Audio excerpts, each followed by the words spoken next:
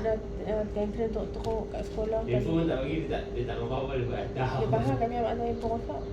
Tak bagi Dia pergi handphone. sekolah pun cikgu kata alhamdulillah kami kan cakap dengan dia, cikgu tak tahu lah kan. Tapi cikgu abang dia pergi sekolah tak ada lah teriak-teriak teruk-teruk.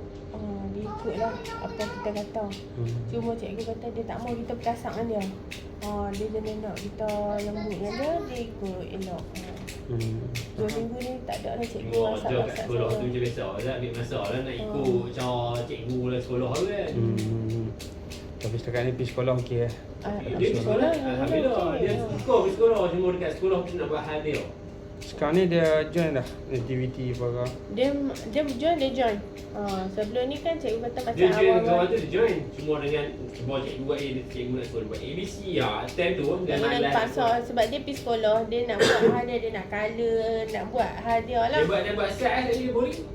Dia macam tak fokus lama lah sebelum ni kan. Lepas tu tanya macam dekat mak tok dia sebab dia lepas balik sekolah dia duduk dengan mak tok dia. Lepas tu mak tok dia kita kata mak cakap dengan dia tengok alhamdulillah dia okey, dia dengar. Dia ikut kita kata. Sudah dia kata tak mau tu dia tak mau langsung. Dan alhamdulillah okey balik dah, dia lembut lah. Saya pun cakap dia kadang-kadang yang bapak dia cakap tak boleh. Umar tak boleh kalau cakap sebab apa. Alhamdulillah dia ikut. Dia ada perkembangan, dia faham lah sekarang. Umar, mai salam. Salam dulu, pergi salam dulu. Salam. Salam je. Nama apa ni?